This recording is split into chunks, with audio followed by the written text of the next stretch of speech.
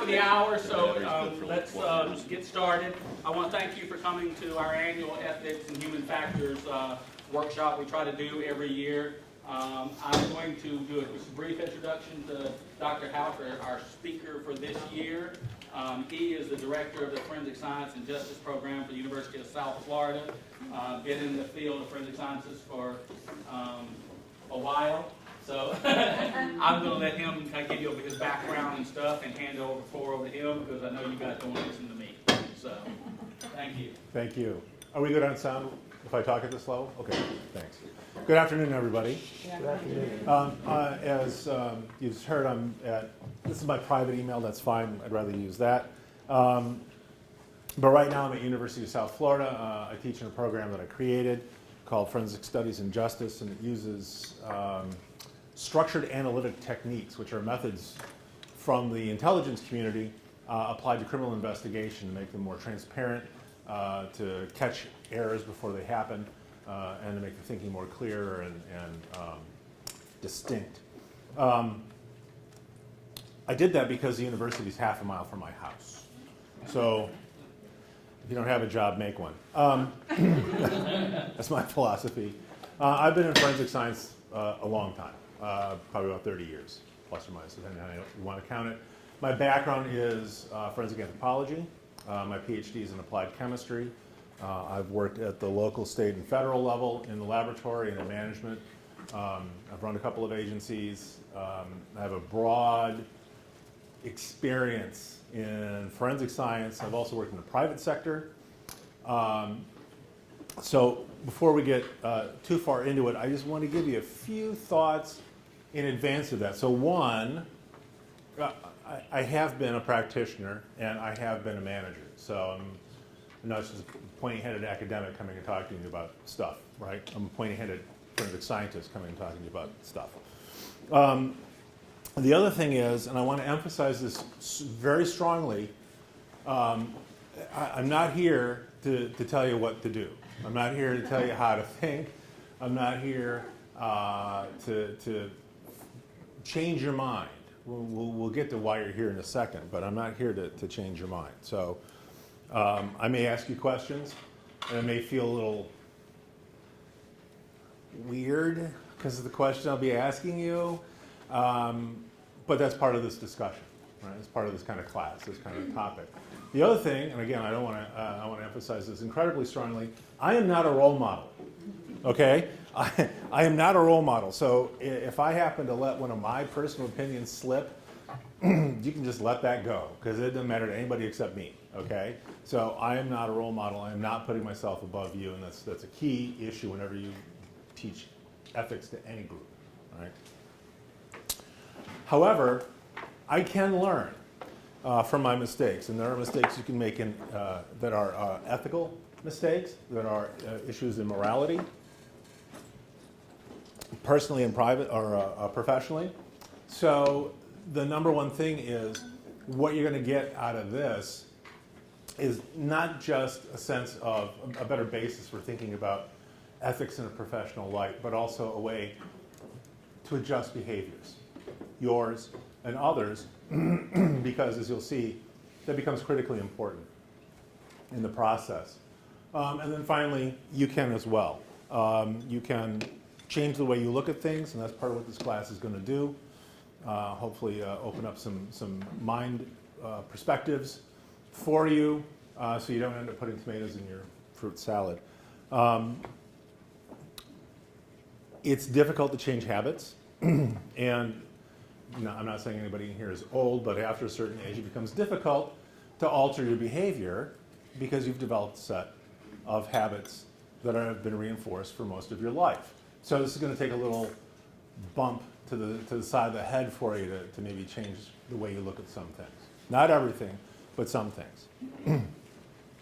So we're going to start off with a little hypothetical story. And this is actually developed by a philosopher in the late 60s and then advanced and adapted in the 80s. So, suppose you are a trolley driver, right? You're driving a trolley, so it's on a track. And you look ahead and you see there are 5 people, 5 workers ahead of you on the tracks. And you realize you're going too fast. You didn't see them in time. And you're going to run into them. And you're going to kill them. Okay? So while looking for options, you notice off to the side, on a side track, there's one worker. Right? Off on his own, on a side track. If you turn the wheel of the trolley, you could, in time, switch the trolley from the track heading toward the 5 guys, the 5 workers, and head for the one. You'd end up killing one person instead of those 5. You have no other option because it's not a bus, it's a trolley, it's on tracks. You got a choice. You can either these 5 or that one guy. Okay? Are we clear on our facts? What would you do? How many would stay on the track and kill the 5 people, kill the 5 workers? Raise your hand. Nobody. Nobody. Okay. How many people would turn the wheel and kill the one guy? You gotta have to. There are no tourists in this class. You guys think you're all that in a bag of chips? I teach ethics to undergraduates. Okay, there is no fear in me whatsoever. One of the best reviews I got was, Dr. Houck is very knowledgeable, but he's scary like the Joker. And I have no problem getting in your face and pushing the issue. Okay, so. How many people would not alter the course of their trolley as the driver and kill the 5 workers?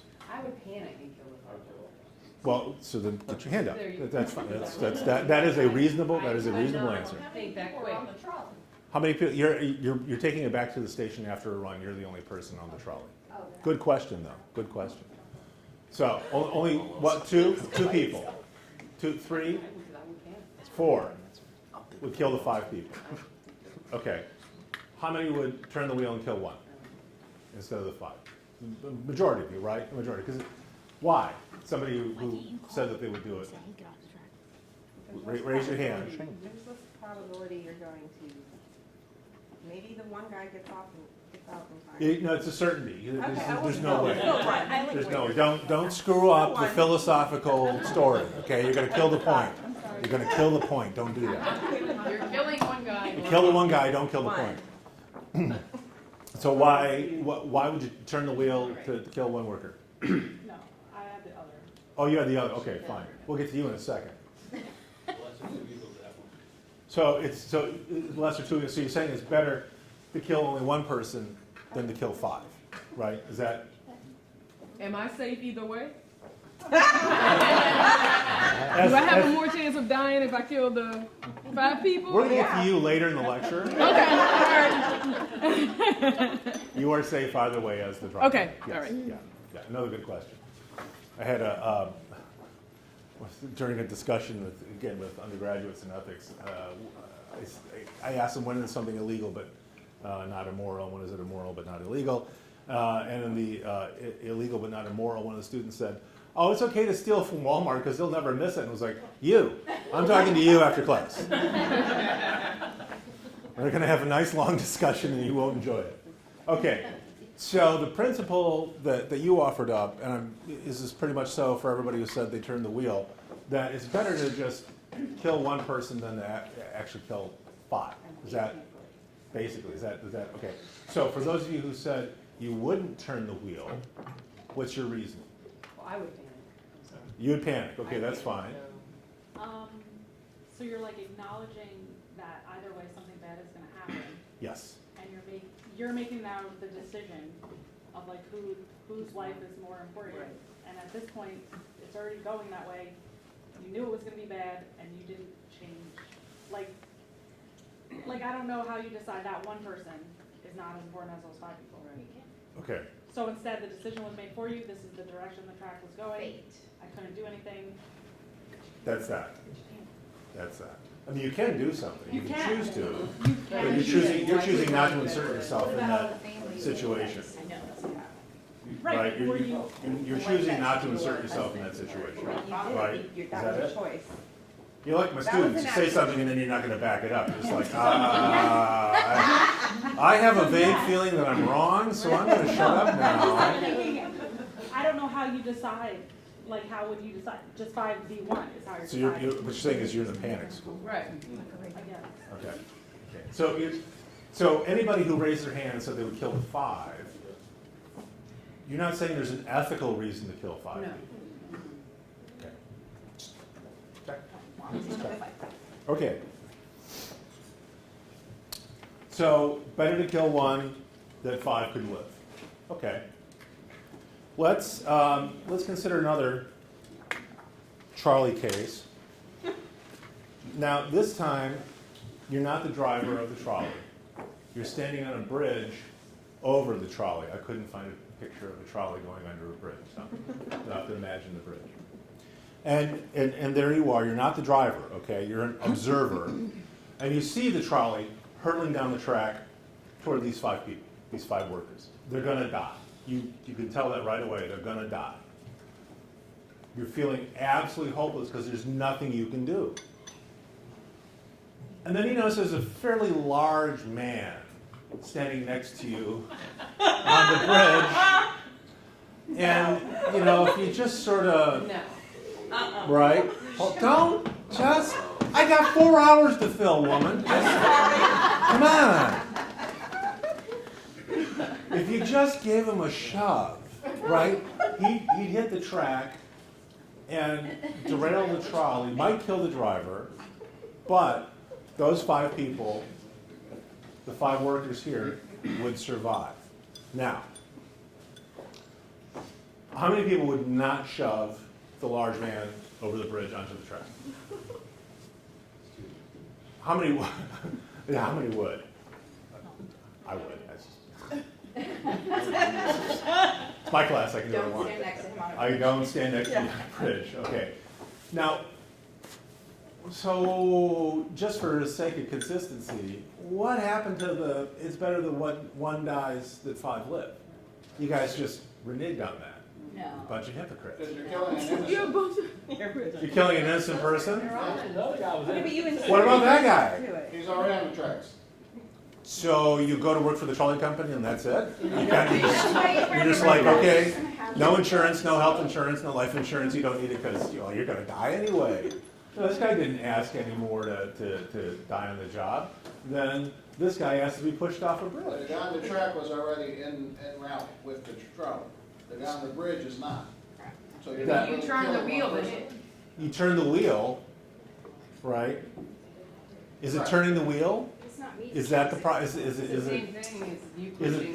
it you pushing him? But It that's is. not Same certain. No, No, because you agree. were, That's not In In in this the story, scenario, certain. he's going to fall right on the tracks and He's he'll gonna derail the trolley, And never. and then save these people. That's certain, not. I think there's a somewhat of assumption about the 5 guys working there, that this is the part of the job. You stay out of the way of the trolley. So it's their fault. Way more so than the guy standing up on the. But they don't have any expectation of dying when they got up and went to No, work. but they It's a realize risky- that it's a that's risky job. possibility. Accepting the risk. And they have risky to, job. they're accepting the risk, and they have to make adjustments in their personal behavior. Maybe have one guy look out for And the you're going to thing go or to something, jail for but pushing just to it. pretend that they're. Right. Well, apparently standing on a bridge is risky too, but that's, Yeah, right? if you push If you're next to me, yeah, right. So there is a certain assumption of risk, but that doesn't necessarily condemn them, does it? Or should it? It shouldn't condemn them to death. I just find it physically distasteful that I am going to take someone's life by pushing them off a bridge rather than letting a trolley run into them. So if there was like a trap door, Right, you No, turn. if but- there was but if I am there was a also- trap door I under am him, would that be also better? immediately involved in that trolley. Yeah, you're Like, acting. I have to act, whereas when I'm on the bridge. You don't I have to am do more anything. I don't have to do. Much like that scenario where you don't have to do anything and the trolley runs into the right, people. right. But you're still gonna kill 5 people. Yep. Or at least you could have prevented the death of 5 Position- people. Maybe, but then still Yeah, causing the one, it's the direct contact He- that is distasteful. It's the direct contact for Yeah. these distasteful. Okay, you had your hand up. I was gonna say, in the bridge scenario, you could sacrifice yourself. What? Oh, And so if it's not worth it to do it yourself, why is that guy's life worth the? Ultimate good Samaritan. You can go home. It's good. That's good. You passed. You passed. My phone That's call is good. it better? That's good. Murder. Yeah. Wait a minute, my If I'm Sorry. on the bridge, it's bad to videotape it. Pardon, say again? Videotape it if I'm on the bridge. Videotape it? Yeah. That you're on the bridge? How does that ethically get you out of the, And most people do. how does that ethically get you out of the, what, you're If I videotaping? start pushing someone, I would videotape it when it hits 1 or 5 people. Oh, and then you get, so it's good for court records, then you can go, see, I was Okay, for saving videos, 5 we have the people. phone, okay. Sell a video. We video. Or you can sell the video, yeah, you guys are a riot. So you're saying that it's the physical contact. Turning the wheel is somehow okay? That's the same thing. The result may be the same, but it's Who said that? Who- I did, it's the you- same thing, turning the wheel and pushing the bird is the same thing. not to me. Not to me, because the person there isn't actively in the scenario. You've now inserted. Well, either was that if one guy on the track by But one himself. scenario- had his own I did little that, but I track. can That tell is you it's true. my, in that thought process of this to this is way, and one I'm not thinking If about that. anything, he had a great day, he got on the right track, but. I'm gonna go home now because you guys are good for 4 hours. I'm gonna- all on your own. You don't need me. What do you need me for? So there's a question of what do we say is involvement, right? Right. So again, and I purposely put that in there. So if the large guy is standing on a trap door, and you have a lever, and you pull that lever, and he would drop down into the tracks and stop the train, would that be better? No, you guys are like, can we have another teacher? Because I don't like this already. We're not even in it. It's too uncomfortable. It's too uncomfortable. But is there a difference? Is there a difference between pulling the lever, turning the wheel, or pushing him? no, So it's equivalent. No, you're right. it's not. I The outcome might be, just asking the outcome. but to me it's not. So is it the consequences that matter, Right. or is it your No, it's personal action? situational. It's situa- Don't give that. Not the That's crap. same, not That's the crap. same people and not the same responsibility. Yeah. The driver of the trolley has a responsibility for safety. The You're- guy on the bridge doesn't have any direct responsibility except not to do something evil.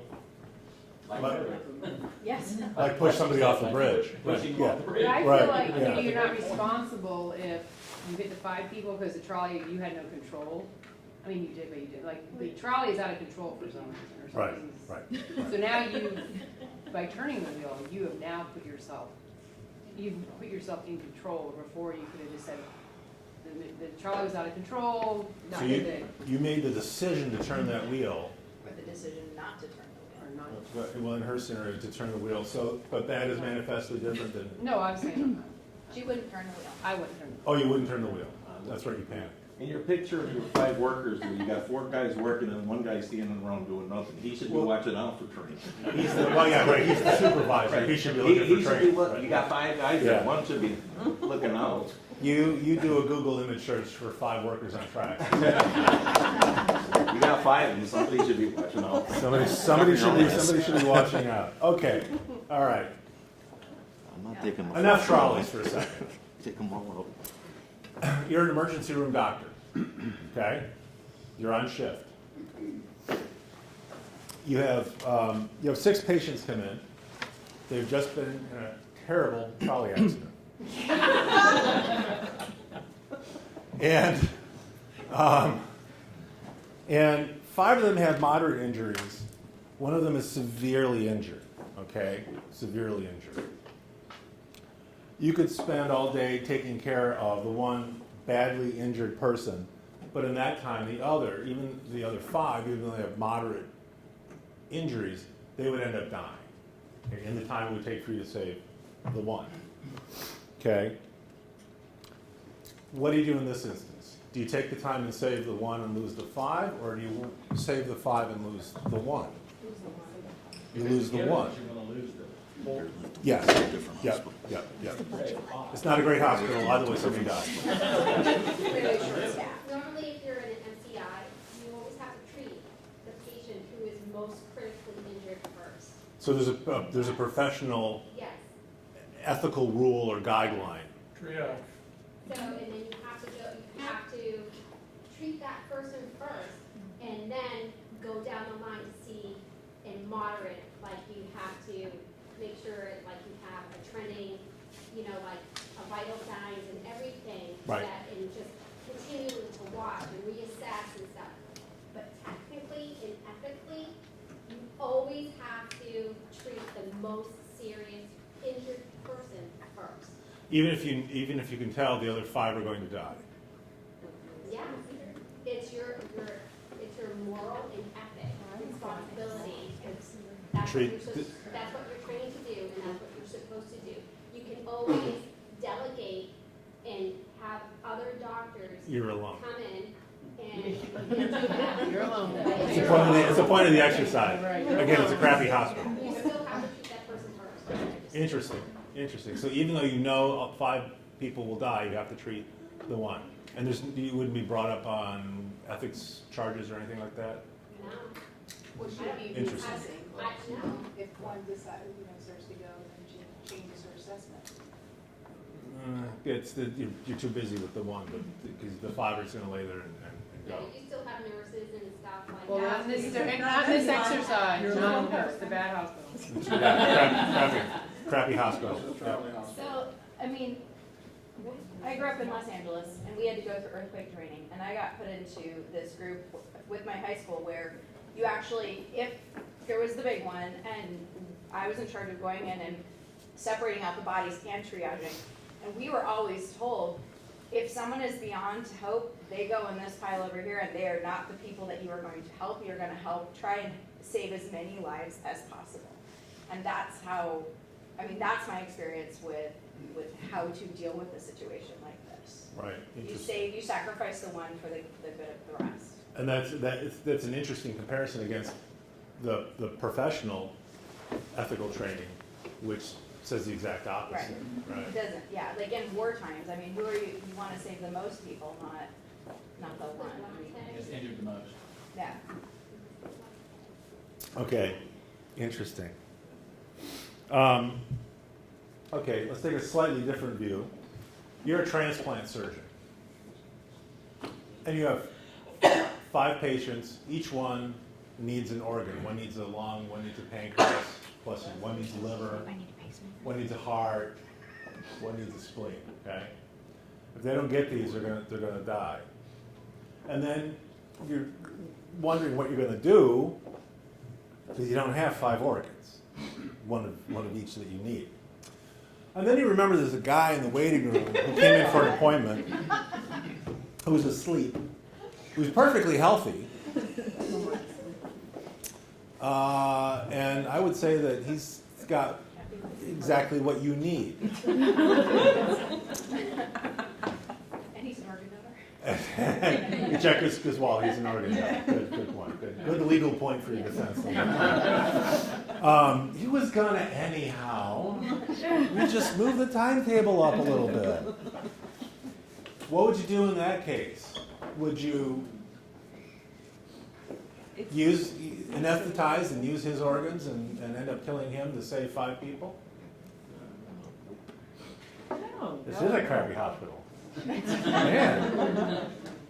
No. So what happened, again, that whole rule about better that one dies and 5 live. Because he has a shock wound.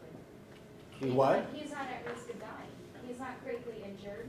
Well, neither was the It's not worker on his the fault track there's or a the guy on the accident. bridge or... But if you think about it all the way around, it doesn't mean his organs are going to match up with the person that would receive it. But in this scenario, they all match. They all match They all in do. this scenario. They all do. They all do. They all do. It's a very homogeneous population the crappy hospital serves. So it seems like someone said the word earlier, situational. It seems like you're willing to bend your ethics depending on the situation, and that situation depends on how you feel about it, or maybe how you've been taught or trained to feel about it, right? As opposed to, what would you do, right? Or what were you supposed to do? So there's a difference, right? There's a difference in that regard, in these different scenarios. Point that out. Because in one sense, we're talking about the outcome. And that's what you started with before y'all became hypocrites. You started with, it's better to kill one person than 5 people live, right? And that's a form of ethical thinking that's called consequentialism, because of the consequences of your act. And it's based on those outcomes, those consequences, and that's what you base your moral decision on, your ethical decision on, is, well, what are the outcomes going to be, right? The end justifies the means. That is the shorthand, Yeah. tight summary of consequentialism. The ends justifies the means. Exactly. We'll tease that way apart, though. Another one is categorical, and that is the ethical value of the act comes from the value of that action. That is, somebody who said, no, I wouldn't kill that. He's an innocent man, I wouldn't kill him. Killing an innocent person is wrong. It is categorically wrong. I'm not going to do it. Okay? That is another branch. There's really three types of ethical systems that underlie criminal justice system. We're going to ignore virtue ethics because it's pretty easy. But categorical system says that there are certain rules that you just don't break. That's it. Period. Done. And we're gonna spend most of the rest of the class period talking about these two and how they fit into our notions of what is ethical personally and also professionally.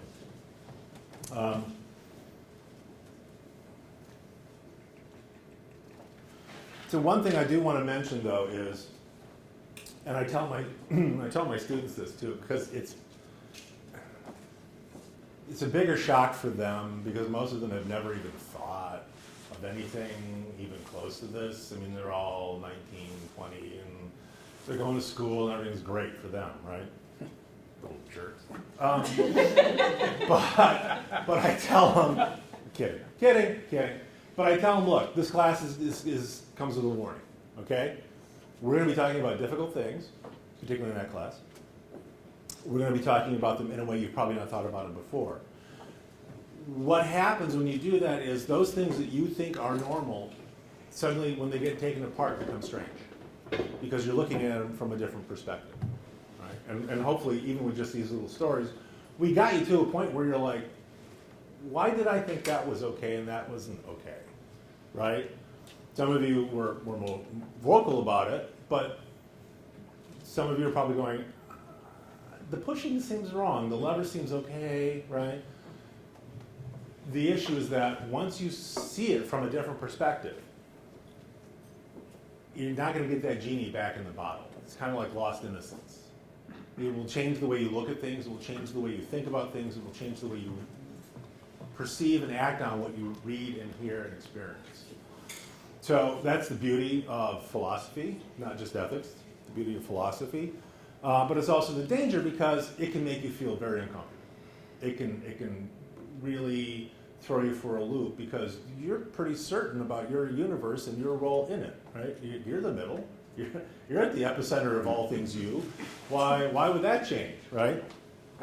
It's gonna, at least a little bit, okay? Even just if it's just a little bit. All right. So we're going to talk a little bit about some of the basics.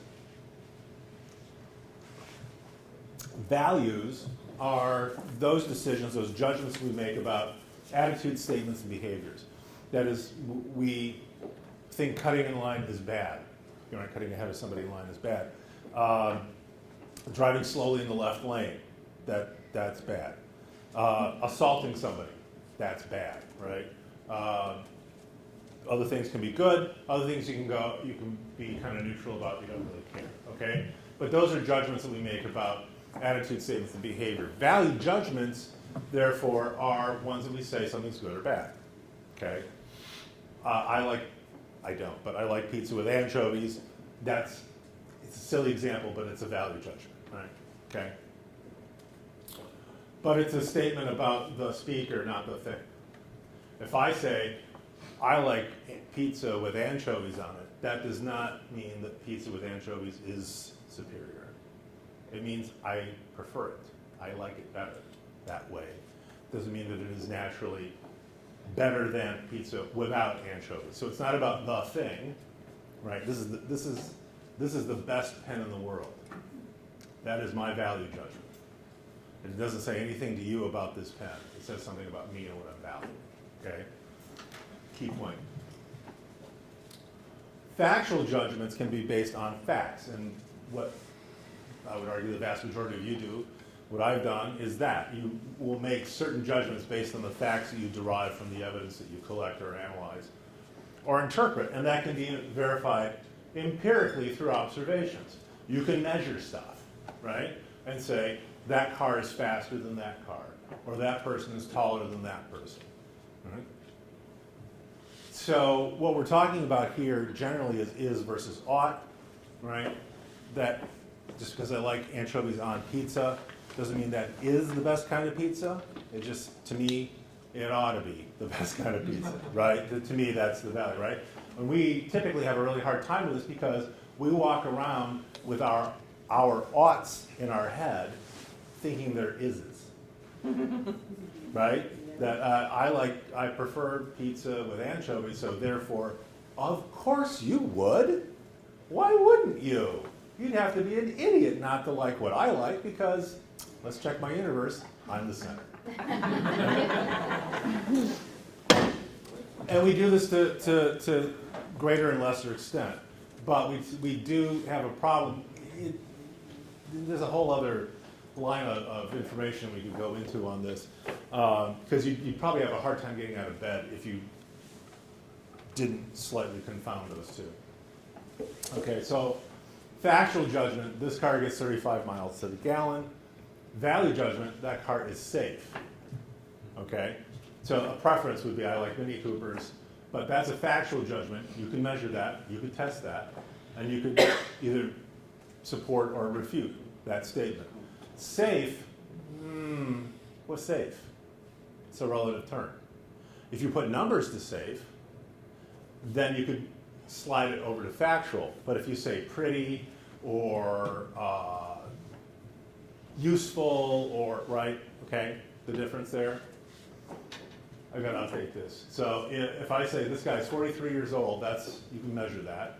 If I say he's talented, it's kind of up to you whether you think Buttercup Bandersnatch here is actually talented. Whether you like his movies or not. Right, and whether you like his movies or his acting or whatever else, right? Gay marriage is legal, that's factual. You can look up the statute and you can point to that as a law and say, yes, that is legal. Whether you think it's right or wrong, that is a value judgment, right? That's a value judgment. So, what's the average flow rate of the Colorado River? Is that a value judgment or a fact judgment? Fact. Fact. Judy always wears ugly dresses. Don't say fact. Value, right? Value. Who has a better foreign policy, Spain or Japan? Value, right? There's not a number you attach to that. Should we have a moment of prayer in our school? Value or fact? It's value judgment. The dresses that Janet wears are poorly rated online. Fact. Fact. Because there's a number of reviews and there's stars or whatever system they happen to use, right? So it's a fact judgment. So again, making sure that because normally when you get into an argument, my experience, 9.9 times out of 10 when you're arguing with somebody, you have confused one of these for the other. Right? You're acting like your value is a fact or vice versa, and everybody digs in and nobody's happy. And then the turkey's cold and Thanksgiving's over. Okay. when taken into custody, what was the suspect's blood alcohol level? Is that value or fact? Fact. He looked drunk to me. Value. Global warming trend, natural or a result of pollution?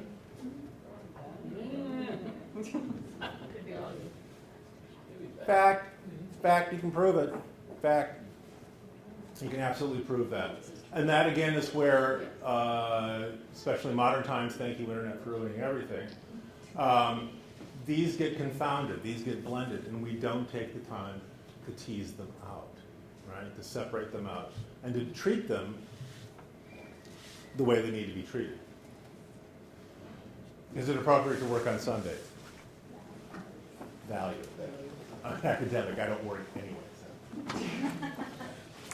Okay, so first step in thinking more clearly in terms of ethical issues is, are we talking about a fact judgment or are we talking about a value judgment? Are we clear on our terms? Are we clear about what it is we're actually talking about? Or if we mix them up and we're making asses of each other, right? So just because moral claims sometimes are offered as fact, that doesn't mean that they are, and you need to be clear about that. And I think this is one of the things that I really push on my students is, I think we're losing, maybe not have lost, but we're losing the ability to have civil discussions on things like this. This is a fact, that's a value. That's starting to slip away from us for some reason. And I'm old enough. I had a civics class in high school. And that apparently is gone, long gone. So I think some of that, that value is gone. My students have no idea how to argue. They have no idea. And I think arguments are a good thing. So the is-ought barrier, right? When we're dealing with morality or ethical issues, our moral obligations tend to be what we consider to be of greater value, right? What we consider to be more important, because I'm confusing my oughts for is's, right? So if it's difficult to, or impossible with any certainty to say something is some way, then it ought to be that way, right? That's the confusion.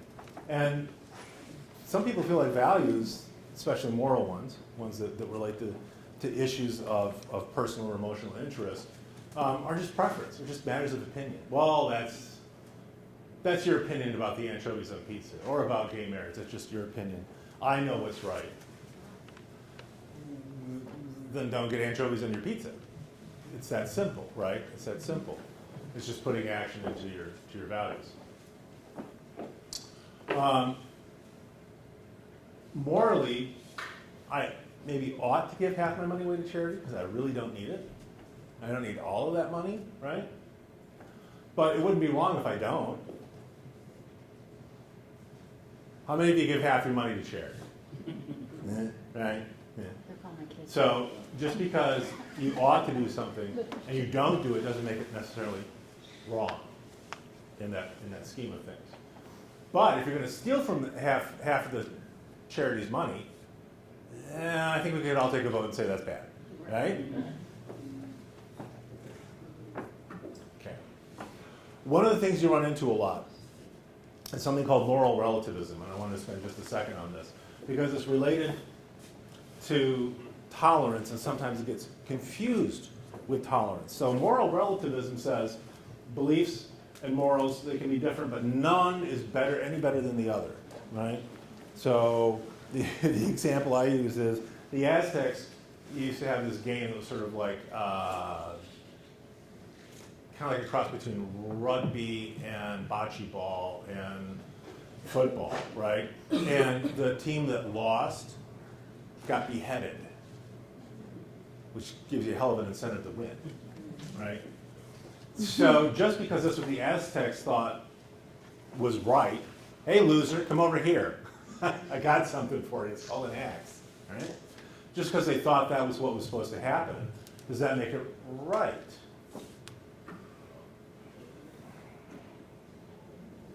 Doubtful. That's what they did, but that doesn't make it right. And the problem with moral relativism is that It's synonymous with situational ethics, which used to be very popular. There was a time when I used to look at the FBI and they'd drag us down to Quantico for training, and one of them was situational ethics, which I had enormous problems with, because it's the same sort of thing that says, well, I certainly would turn the wheel on the trolley and kill a guy, but I'm not going to touch him and kill him. That's weird, right? That's just wrong. Come on, right? The difference is what we probably mean to talk about, or need to talk about more, is tolerance, which is there are moral principles, and some people should not have the views of others imposed on them. So just because you don't think something is right doesn't mean you should, right? You can have whatever value judgments you want, but if there's a fact judgment, that fact judgment probably wins, right? It probably wins out. So relativism, moral relativism, sees nothing wrong with imposing views on others, right? So the other example I use is, in the United States, it is illegal to sell horse meat for human consumption. It's, I think, almost universally in all states, okay? In France, it's not. It's perfectly legal, and you can go into a restaurant and get a horse steak. Now, that is a reflection of our values about how we feel about horses. Is it wrong to eat a horse?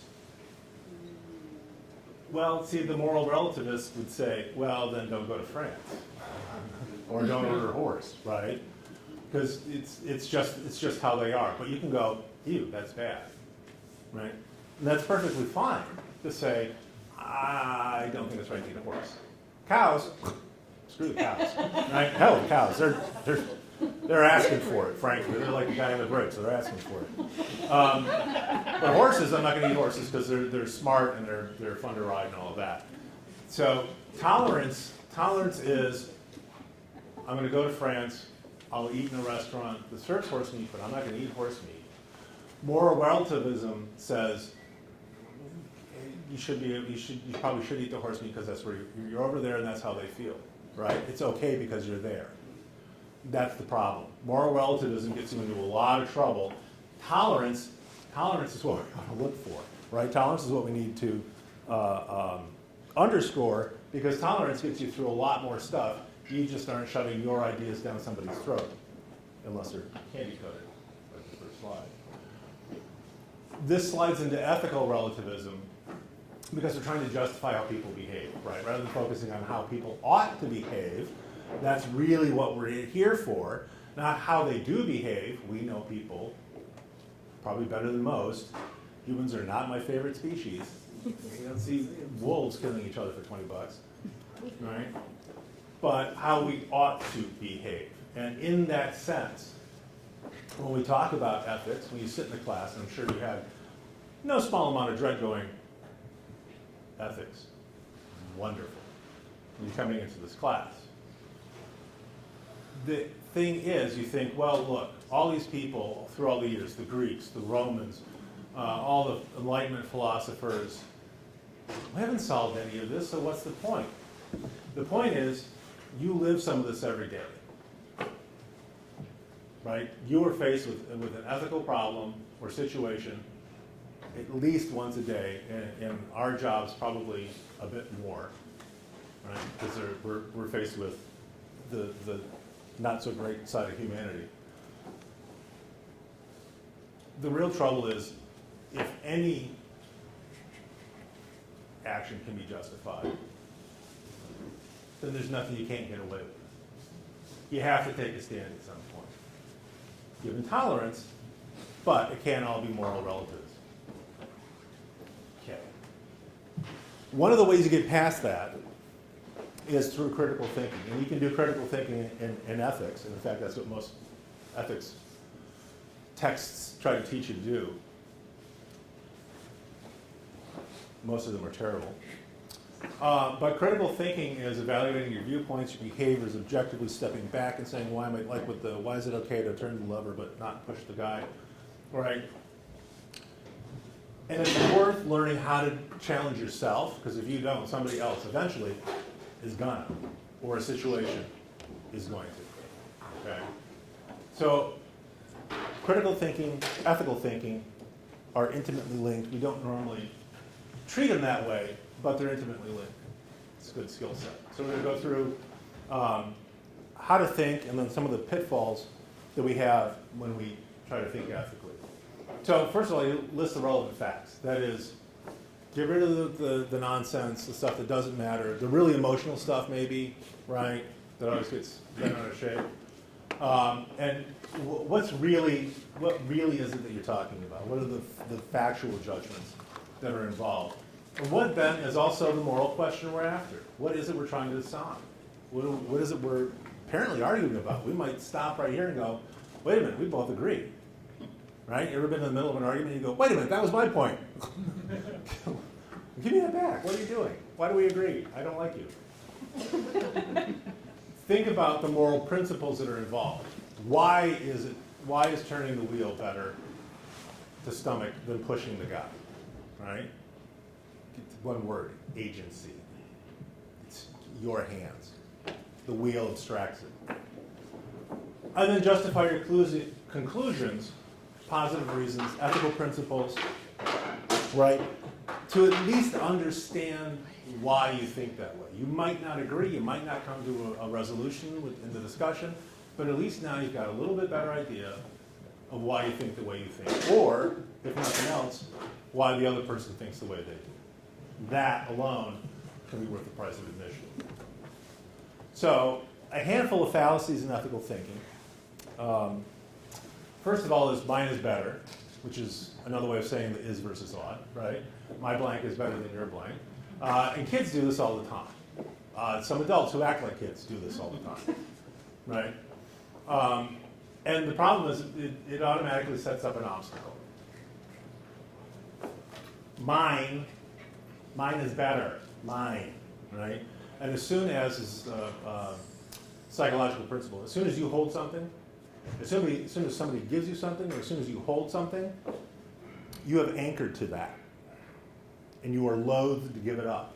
There's studies that show that if they've given coffee cups to people and said, okay, here's your coffee cup, and they go and do something, and they come back and they say, I'll give you $20 for that coffee cup. And the vast majority of people go, no, it's my cup. I'm not. No, because it's already in your hand. It's called sunk cost fallacy. It's already also anchoring. It's already in your hand, right? So anytime you say mine, you've already anchored and you're stuck. The real trick is, can you articulate your objection? Can you say why mine may not be better than yours? Try that sometime. Another one is a really long name, fundamental attribution error. And I did it on the way down here. You probably did it on the way to work. You probably did it on the way home.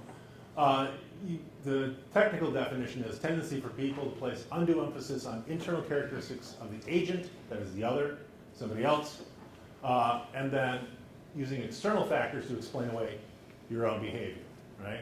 That sounds really abstract and academic-y. Here's a better example. Guy almost T-bones you going through a red light, and you're like, you idiot, you are the worst driver ever. You slide through a red light, and you're like, I'm in a hurry, I didn't see it. I'm a better driver than that, right? That's fundamental attribution error. If somebody else does it, it's because they're a jerk.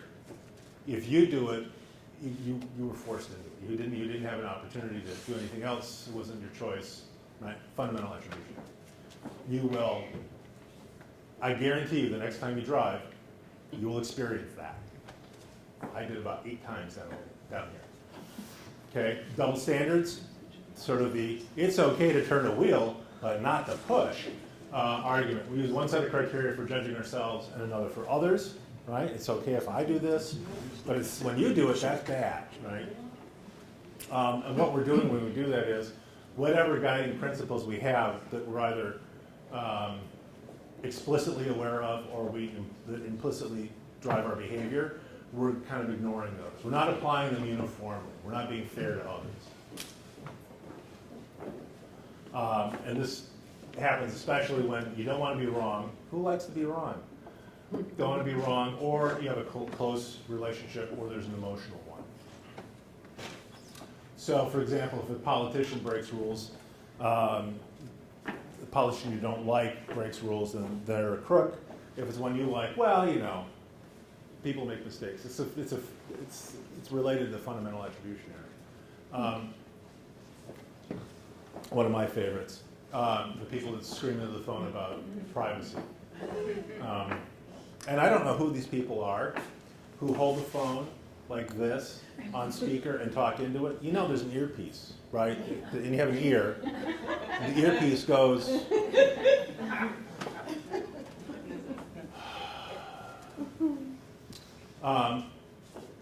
unevenly applied. Unevenly applied. This is double standard. For example, in Houston, 65% of the people who are pulled over and are found positive for roadside drug tests, so like the little NIC kits, 65% of them in Houston are black. The city's population is 25% black. Not proportionally applied. Unwarranted assumptions, it's just you being sloppy. You're taking too much for granted. You're not listing out what your assumptions are ahead of time. And it's really, you're failing to distinguish what's really going on from what you think is going on. And if you have a significant other, just think back to the last argument. You thought one thing was going on and something else was really going on. That's what happens in that. Like this. Now, when you grow up, really? You're going to make it that far? That's an unwarranted assumption. And this is not an argument, right? That's why it's in the list. It's a fallacy. The other is assuming that the owner of a Christian bookstore wouldn't have a gun. Right? Unwarranted assumptions. The Latin for this is tu quoque. It's you also. This is really common now. It's arguing that what you've done, although it's wrong, is still acceptable because somebody else is doing something worse. Yeah, I went home and I kicked my dog, but you know what? The neighbor, he beats his wife. What did that have to? I hit you in the shin to pay my mortgage. The two have nothing to do with anything, right? It's irrelevant what others are doing. You still committed the act, and now you're trying to argue against it. This happens a lot anymore. For example, right? I've had that argument with my father-in-law, although he doesn't smoke. But right, marijuana should be illegal when in fact these two drugs are perfectly legal. Moral prudentialism doesn't have anything to do with insurance. Prudence is acting wisely when pursuing your own interests. Right? I will not have a second piece of cake. That's prudence on my part, which I will hold to. Error of moral prudentialism is you argue in moral favor of some activities because it benefits an individual or a group. That is, the action is moral because it's prudent for one group, but not so for another. So you're agreeing with it because a group you belong to, people at the country club or whatever else, your voting bloc, or you're a unit in a laboratory, right? Something benefits one group more so than other groups. So I've got for example, I've got a right to happiness and finding it. And a career is fine, and if I have a good career, it means I have to line this application about my background. Well, that's fine for me. It benefits me, right? Same sort of arguments. You can read them as well as I can. But the issue is that you're putting your personal benefit ahead of the process or the moral principle because it benefits you.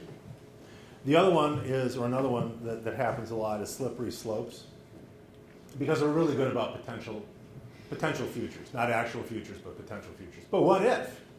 What if? If we allow blank, then something even worse is going to occur. And the argument is that, or the assumption is that the one action is going to necessitate, right, absolutely lead to that second action. And there's usually no connection at all. So, for example, right, if you allow interracial marriage, marrying house pets is around the corner, which actually was an argument that was made. And then it slides to abortion, then it slides to gay marriage, and these things have no connection. right? The one act has no connection to the other. There is no slope there. It's not even slippery, right? It's simply arguing against one thing you don't like because you in using something that you think is worse as a connected outcome or causal outcome. I love this one too. Right? But if I'm nice to one person about one thing, what's next? I want to be nice to other people about other things? Where does it all end? Right? That's common.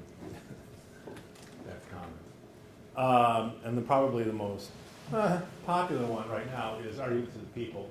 And that's appealing to certain prejudices and biases shared by groups, usually about them, others, those people.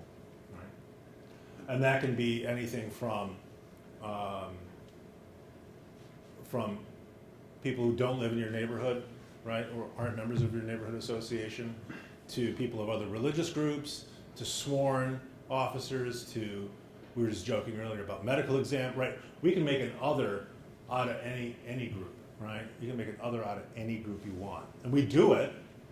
It's almost reflexive to us as humans for, this is what my students call a footnote. They're like, no, Dr. Houck is footnoting again.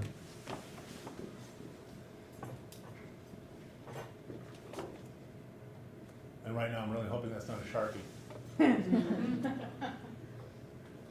So there's something called a Dunbar number. It was determined by a guy named Dunbar. So for the vast majority of our time on the planet as a species, we've lived in groups. It's only recently that we've started having the, frankly, really bizarre situation where we live alone or in singles. So we're used to living in groups, and those groups are of a certain size. You know, you see somebody and you go, I know you, but I don't remember your name, and, right?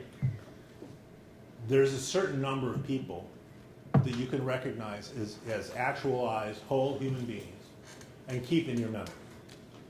That's the Dunbar number, okay? It's about 150. And that pretty much holds for just about everybody. There's a handful of people whose Dunbar number is way higher, but they're an anomaly. And that's because throughout our history, the number of people that we had in a social group, a tribe, a village, or whatever you want to call it, tipped out at about 150 people, right?